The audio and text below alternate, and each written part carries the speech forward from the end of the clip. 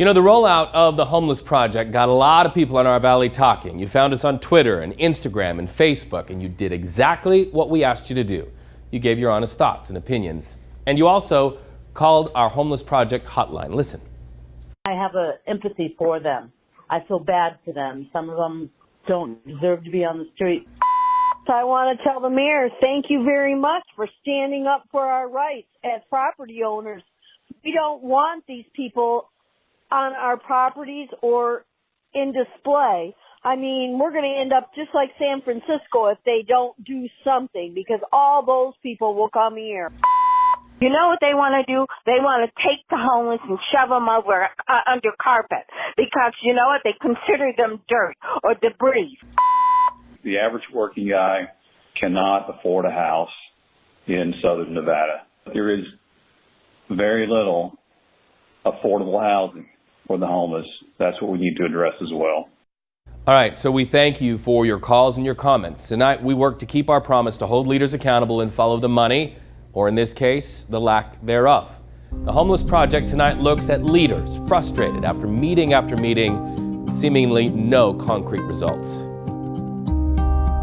We have had meetings for 20 years on this very subject. City Hall and Mayor Carolyn Goodman is at a boil. We kick this down for one more meeting, one more group getting together and having another discussion. We will be here in another 50 years with the exact same thing. It's the same day Las Vegas passed the ordinance that fines the homeless for sleeping on streets if there are shelter beds available. The ordinance, the mayor's answer to her belief nothing of substance has been done for decades to end homelessness in Las Vegas. Take a step and do something and stop talking about it.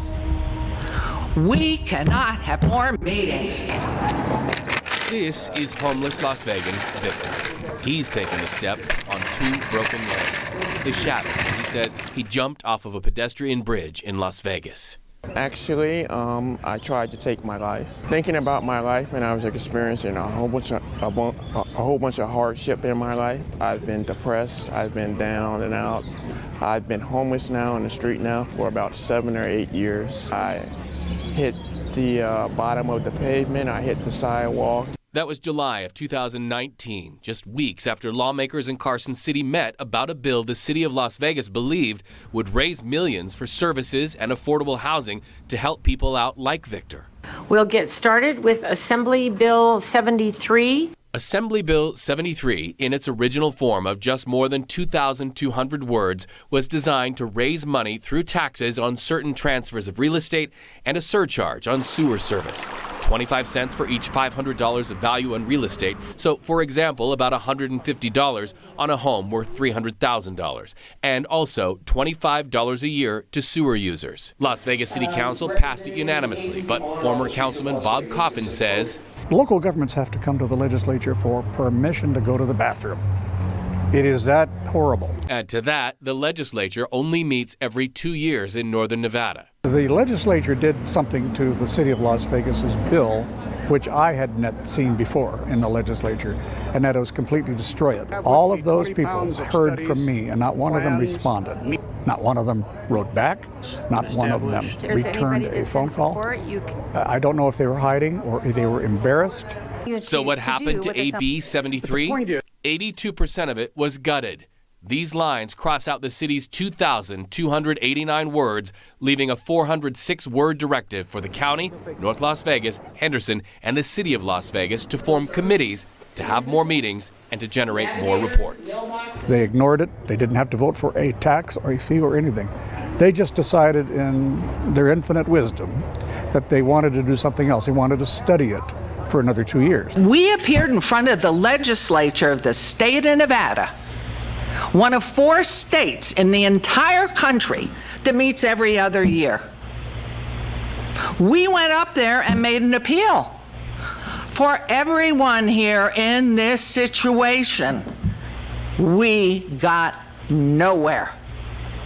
We didn't get the help standing up with us from the other jurisdictions. Mayor Carolyn Goodman will not name names on who opposed AB 73 in its original form. Neither will Bob Coffin, but says no punch by the city ever landed. It's hard to punch when there's just air there. They dissuaded people from pushing this bill, and they were doing it behind the scenes. I asked Clark County Commission Chair Marilyn Kirkpatrick about the bill. She says the county was left out of the conversation, and the bill did not favor a regional approach or a focus that her 1.2 million constituents would have wanted. The paying residents of the county would have paid into a system that they would not have benefited from. Correct. But at the same time, it's all the more reason for us to work regionally. And that's what the amended AB 73 does. Each municipality, separate from the other, ordered to produce a report by October 1 of 2020. People like Kathy Thomas Gibson, who work with people like Victor, call AB 73 a missed opportunity. We're not at odds about what people experiencing homelessness need. We don't have a knowledge gap, we have a resource gap. This is why we can't wait. This is why we can't think about it some more. We know what works. What we need is the commitment to invest the resources.